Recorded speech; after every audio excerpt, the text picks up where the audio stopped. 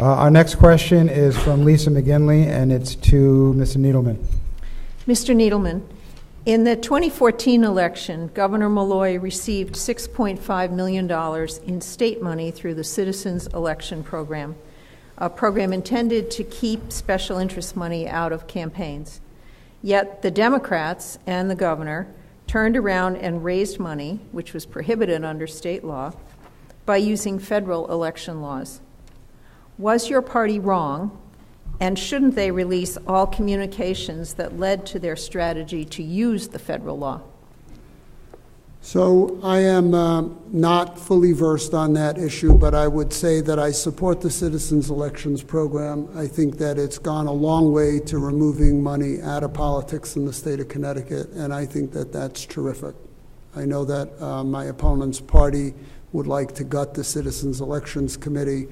The former representative from my district, State Representative Jamie Spallone, who's now the Deputy Secretary of State, was one of the leading forces in getting that into place.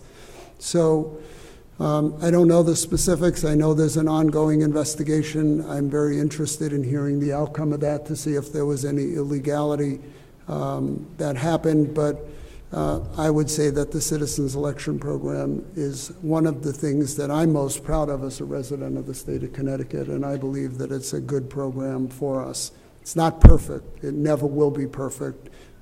Anytime somebody tries to do something, there are unintended consequences, and I'm sure that there are loopholes that people exploit all the time, just like the FOI laws, which were not intended. All right, thank you. And again, if our candidates could keep an eye, the timekeepers will give you prompts when you have you're running out of time, and there'll be stops. Thank you. Senator Linares, you have up to 90 seconds to comment on the issue. Well, I'm glad you brought that up, because that's a federal investigation. That is an issue you have to talk about. And the concerns about the emails, when we have a mileage tax, when the governor is under a federal investigation, it's clearly just a distraction. Now, the Citizens Election Program is running a deficit year after year. Republicans in the Senate have proposed fully funding mental health instead of us getting $8 million a year so that we can send mail for a campaign. I think you should raise the amount that you can raise per donation and raise your own money instead of us taking state money to run our campaigns, so we can do things like fully fund mental health care in this state.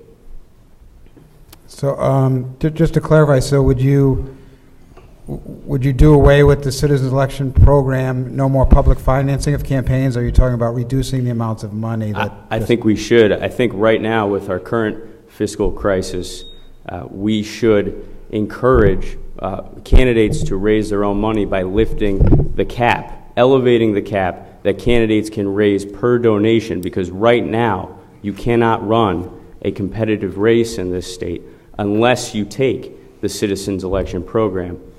That will help us really have clean elections in Connecticut. Thank you. And then you have up to 30 seconds for final comment on this issue, Mr. Needleman. Well, I can only say that that's an absurd and ridiculous statement, that in the end, that's why the Citizens Election Program was put into place, because Citizens United opened the floodgate for money, and public financing for state elections has proved to be a playing field leveling thing that has worked well. So I think that going back to trying to raise money and reaching out to special interests is a terrible idea. All right. Thank you.